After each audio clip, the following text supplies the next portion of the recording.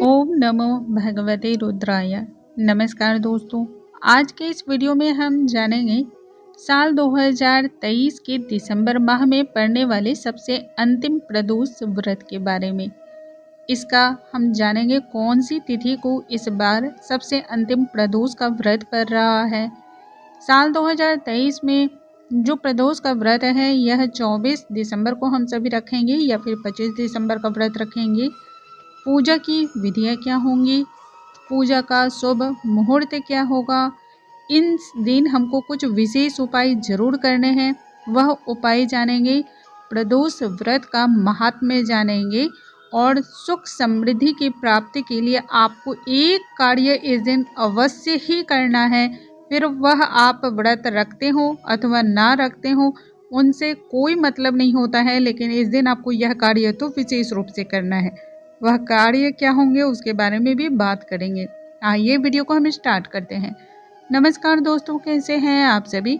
उम्मीद करती हूँ आप सभी स्वस्थ होंगे, सुरक्षित होंगे और आप सभी के उत्तम भविष्य की कामना करते हुए आज का ये वीडियो स्टार्ट करती हूँ।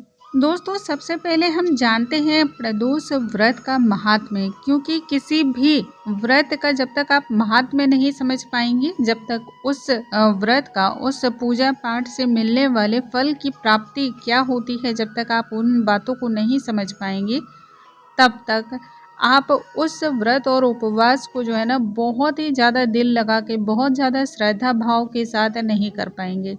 भगवान भोलेनाथ को यह व्रत समर्पित किया गया है।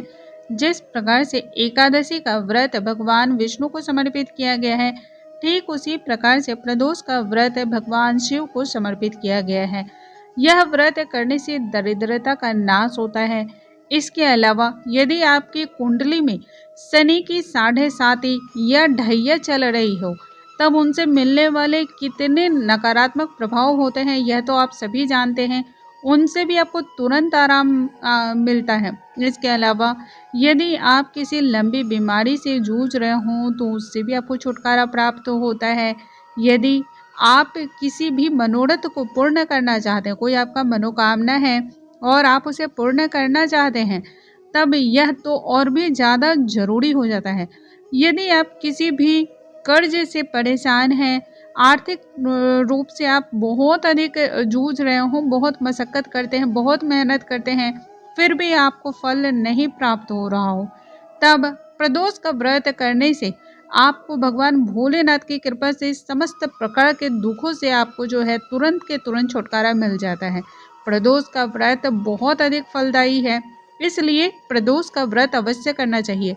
जानते हैं दोस्तों, साल 2023 के यह जो सबसे अंतिम प्रदोष व्रत हैं, यह 24 दिसंबर को रखे जाएंगे। दिन रविवार है और रविवार का जो प्रदोष का व्रत होता है वह सभी प्रकार की शारीरिक जो दुख होती है, पीड़ा होती है, उनसे मुक्ति दिलाने के लिए बहुत ही उत्तम माना जाता है। इसके अलावा यदि आपका वैवाहिक जीवन सुख से संपूर्ण नहीं है, यानी कि पति और पत्नी के बीच रिश्ते अच्छे नहीं हैं, तब ऐसे में आपको रवि प्रदोष का व्रत करना चाहिए।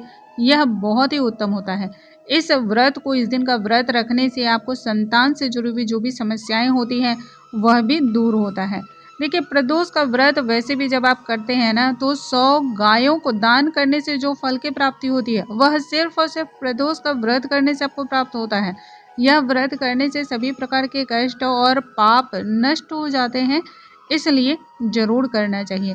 अब हम जानते हैं कि साल 2023 में जो यह अंतिम प्रदोष का व्रत है, यह कितने समय से शुरू होगा और कब तक रहने वाला है, और उसके बाद हम मुहूर्त जानेंगे। यह व्रत साल 2023 में 24 दिसंबर को शुरू होगा और दिन रविवार होगा। सुबह 6:24 से यह आरंभ हो जाएगा और 25 दिसंबर को 5:54 पर इसकी समाप्ति होने वाली है।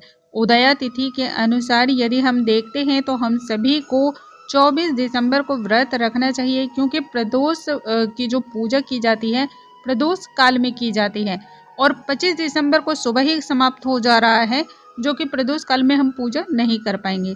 यदि इस हिसाब से भी हम देखते हैं तो हम सभी देख रहे हैं कि 24 दिसंबर का व्रत रखा जाएगा। इसके साथ ही जान लेते हैं कि पूजा का शुभ मुहूर्त क्या रहने वाला है। वैसे तो भगवान की पूजा और उपासना के लिए समय, नियम, बार कोई भी मायने नहीं रखता है। आप यदि सच्ची श्रद्धा के साथ, सच्चे विश्वास के साथ 24 घंटे में कभी भी भगवान की उपासना कर लेते हैं, भगवान उसे भी स्वीकार करते हैं। लेकिन यदि सही समय पर करते हैं तो उनसे मिलने वाले प्रभाव और भी अधिक होते हैं, जिन्हें आप उंगलियों पर गिनती नहीं कर सकते हैं। साल 2023 में पड़ने वाले यह प्रदोष व्रत का जो मुहूर्त है वह संध्या कालीन को 7:30 से लेकर के 8:14 तक का है। तो लगभग यदि हम देखें तो 45 मिनट का समय हम सभी को प्राप्त हो रहा है, जो कि काफ़ी है पूजा पाठ के लिए। भगवान भोलेनाथ की पूजा में अभिषेक करने का अधिक महत्व होता है। उन्हें शीतल चीज़ों से अभिषेक करने का विशेष महत्व होता है। भगवान भोलेनाथ को जो भी ठंडी चीज़ें होती हैं ना, उनसे अभिषेक करने से वह बहुत जल्द प्रसन्न भी होते हैं और शीतलता उन्हें प्रदान होती है। ठीक है, भगवान भोलेनाथ को जल, दूध, घी, शक्कर, पंचामृत और इसके साथ ही यदि आप धन की प्राप्ति करना चाहते हो तो गन्ने के रस से भी अभिषेक करना चाहिए। धन की प्राप्ति के लिए एक लोटे में थोड़े से आप चावल डाल दें और उस जल से भगवान भोलेनाथ का आप अभिषेक करते हैं तो आपको उनसे मिलने वाले जो फल हैं वह बहुत ही लाभकारी होते हैं। इसका प्रभाव बहुत ही ज़्यादा होता है। इसके अलावा यदि आर्थिक समस्या से जूझ रहे हों तब एक लोटे में आप कमल गट्टे को डाल करके कमल गट्टे की एक आप मनका डाल दें और उससे भी अभिषेक करें, आपको बहुत ज़्यादा फायदा होगा। साल 2023 में यह अंतिम प्रदोष का व्रत जो है यह रविवार पड़ने की वजह से इस दिन आपको भगवान भोलेनाथ का चंदन से अभिषेक करना चाहिए और चंदन से ही श्रृंगार विशेष लाभ को देने वाला होता है। लाल जो चंदन होता है उसका वो जरूर उपयोग करें।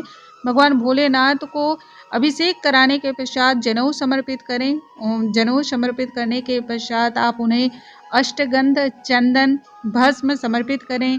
काले तिल जरूर समर्पित करें क्योंकि काले तिल से आपके सारे दुखों का नाश होता है, सभी शत्रुओं का शमन होता है। इसके पश्चात आपको धूप दीप समर्पित करना है, नैवेद्य समर्पित करें, जो भी आपके पास फल फूल हो उन्हें समर्पित करें और व्रत की कथा अवश्य सुनें। व्रत की कथा को सुनने से भगवान भोलेनाथ आपकी श्रद्धा भाव को देखते हैं, आपकी भक्ति भाव को देखते हैं और बहुत अधिक इससे भी प्रसन्न होते हैं।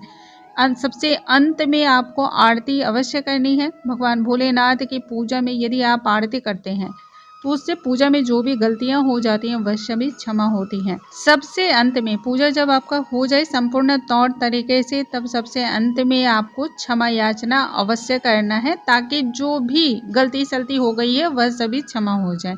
इस प्रकार से प्रदोष का व्रत आप पूर्ण करें। इस दिन आप किसी को यदि भोजन कराते हैं तो वह आपको बहुत अधिक लाभ होता है। गाय को इस दिन आप गुड़ जरूर खिलाएं। गुड़ और जौ यदि आप खिलाते हैं या गुड़ और गेहूं खिलाते हैं तो आपको संतान से जुड़ी हुई सभी समस्याएं इससे समाप्त होती हैं, भाग्योदय होता है, नाम फेम मिलता है, प्रसिद्धि मिलती है। उम्मीद करती हूँ आज का ये वीडियो आप सभी के लिए बहुत ही हेल्पफुल होने वाला है। वीडियो थोड़ा सा भी पसंद आता हो तो लाइक करना बिल्कुल ना भूलें। अगले वीडियो में हम नई जानकारी के साथ फिर से मिलेंगे। तब तक आप सभी स्वस्थ रहिए, हंसते रहिए और मुस्कुराते रहिए।